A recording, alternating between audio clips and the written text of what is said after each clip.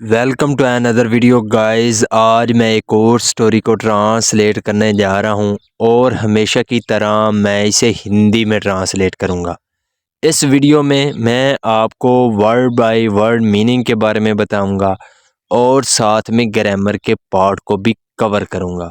तो आपसे गुजारिश है कि इस वीडियो को लास्ट तक ज़रूर देखेगा ताकि आप इसको अच्छे तरीके से समझ सकें।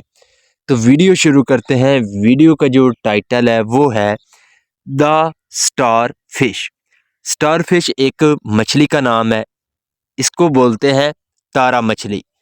तो द स्टार फिश, तारा मछली, तो ये था हमारा टाइटल। इसको मज़ीद पढ़ते हैं। Once uncle Sharma was taking a walk on the बीच।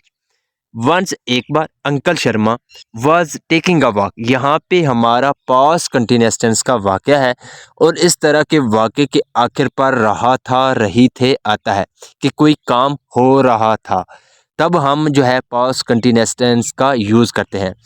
तो वो क्या कर रहे थे? Taking a walk. वॉक का मतलब होता है चलना, तो वो चल रहे थे ऑन द बीच। बीच का मतलब होता है समुद्र का किनारा। तो समुद्र के किनारे जो अंकल शर्मा थे वो टहल रहे थे या चल रहे थे। द सन वॉज शाइनिंग, और जो सूरज था वो चमक रहा था। शाइनिंग का मतलब होता है चमकना। ये हमारा जो है पास्ट कंटिन्यूअस टेंस का वाक़या है। यहाँ पे भी वाज के साथ वर्ब में आईएनजी है। तो जो सूरज था वो चमक रहा था। And it was a beautiful day, और ये एक खूबसूरत दिन था। Of in the distance, distance कहते हैं दूरी को, तो ऑफ इन डिस्टेंस यानी कि काफ़ी दूरी पर। He could see Rahul going back and forth between the surface edge and the beach. He could see, वो देख सकता था, राहुल, राहुल को, गोइंग बैक, वापस जाते हुए, एंड फोर्थ, और आगे बढ़ते हुए।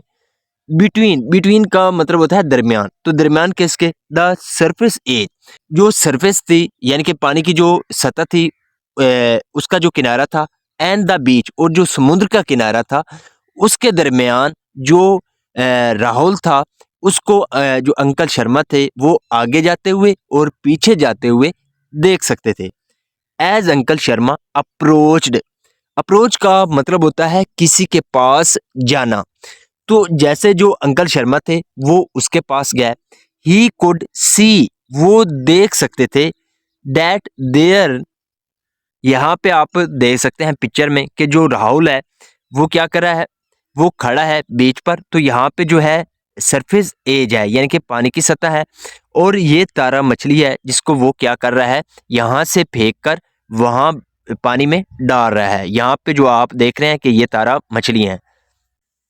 तो जैसा कि यहाँ पे हम पढ़ रहे थे कि ही कुड सी, वो देख सकता था, that there were hundreds of starfish stranded on the sand as the result of the tide. There were stranded, there were hundreds of starfish यानी कि जो सैकड़ों जो तारा मछलियां थी। स्टैंडर्ड, स्टैंडर्ड का मतलब होता है फंसे होना, तो वो फंसी हुई थी ऑन द सैंड, रेत पर। तो जो रेत थी उसमें जो मछलियां थी, तारा मछलियां, वो फंसी हुई थी। As the result of tide, tide का मतलब होता है समुद्र की लहर। जो समुद्र की लहर होती है उसको टाइड बोलते हैं। तो जो समुद्र की लहर थी उसके रिजल्ट में यानी कि उसके नतीजे में जो बहुत सी तारा मछलियां थी वो रेत में फंसी हुई थी। Uncle Sharma said to the Rahul, जो अंकल शर्मा थे उन्होंने कहा राहुल, राहुल से, you are wasting your time, you are wasting, आप बर्बाद कर रहे हैं, यूर टाइम, अपने समय को, तो आप अपना समय जो है वो ज़ाया कर रहे हैं। यहाँ पे आर के साथ वर्ब में आईएनजी है। ये हमारा प्रेजेंट कंटिन्यूअस टेंस का वाक़या है। जब वर्तमान में कोई काम हो रहा होता है यानी कि कंटिन्यू होता है तो वो हमारा जो है प्रेजेंट कंटिन्यूअस टेंस का वाक़या होता है। तो you are wasting your time, आप अपना समय बर्बाद कर रहे हैं। There are far too many starfish, तो बहुत सी जो है मछलियां हैं यानी कि बहुत सी जो तारा मछलियां यहाँ पे वो हैं। Many of them are sure to die, many of them, उनमें से बहुत, आर श्योर, पक्का है, टू डाई, कि वो मर गई हैं। But Rahul continued the task of picking up starfish one by one. But Rahul, लेकिन जो राहुल था, कंटिन्यूड, उसने जारी रखा क्या करना, द टास्क, यानी कि उस काम को जारी रखा। काम किसका, ऑफ पिकिंग अप, उठाने का, किसको, स्टारफिश, जो तारा मछलियां थी उनको वन बाय वन, यानी कि उनको एक एक करके जो राहुल था उसने उठाना जारी रखा। एंड थ्रोइंग देम, और उनको फेंकना।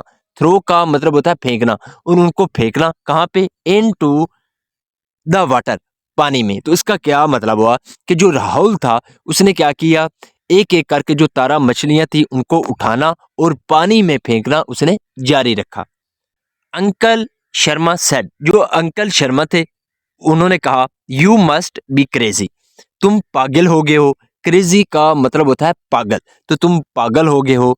The whole beach is covered with starfish. The whole beach, beach यानी कि समुद्र का किनारा, तो जो पूरा समुद्र का किनारा है, इज कवर्ड, वो भरा हुआ है, विद स्टारफिश, तारा मछलियों के साथ।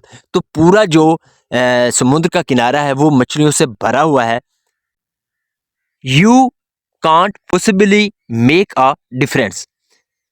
मेक अ डिफरेंस का मतलब होता है फर्क लाना। तो यू कांट पॉसिबली, यानी कि मुमकिन नहीं है कि तुम क्या कर सको, मेक अ डिफरेंस, कोई जो है फर्क ला सको, ऐसा नहीं लगता।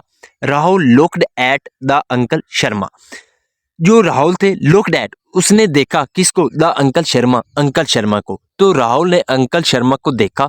ही then stoop down and picked up one more starfish and threw it back into the ocean.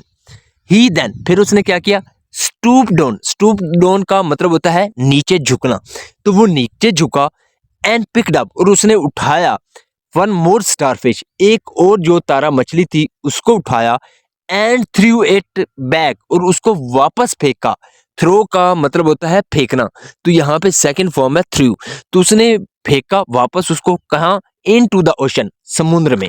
तो इसका क्या मतलब हुआ कि जो अंकल शर्मा थे, जब उसने राहुल से कहा कि तुम अपना जो है वक्त बर्बाद कर रहे हो और तुम जो है फर्क नहीं ला सकते, तो जो राहुल था उसने अंकल शर्मा की ओर देखा और वो नीचे झुका, और उसने एक और जो तारा मछली थी उसको उठाया और उसको वापस जो है समुद्र में फेंक दिया। He turn back to uncle Sharma and said, turn back का मतलब होता है वापस मुड़ना। तो वो वापस मुड़ा to uncle Sharma, uncle Sharma की ओर। तो वो अंकल शर्मा की ओर वापस मुड़ा, एंड सेड, और कहा, uncle, if I can save the life of even one starfish, it will be worth it. Uncle, if I can save, अगर मैं बचा सकूं, the life of even one starfish, यानी कि उसने कहा कि अगर मैं एक तारा मछली को बचा पाऊं, यानी कि उसको बचा सकता हूं, it will be worth it, तो उसकी कीमत होगी। वर्थ का मतलब होता है कीमत, तो उसकी कीमत होगी। तो उसने क्या कहा कि मैं अगर एक मछली का जो है जीवन बचा सकता हूं तो उसकी कीमत होगी। तो इसका मोरल क्या है, एवरी एफर्ट काउंट्स, हर प्रयास का मूल्य होता है। This is the video guys. अगर आपको ये वीडियो अच्छी लगी हो तो इस वीडियो को लाइक कर दें, चैनल को सब्सक्राइब कर दें, ताकि इसी तरह की आने वाली वीडियो आप तक पहुंचती रहे। Have a nice day, good bye.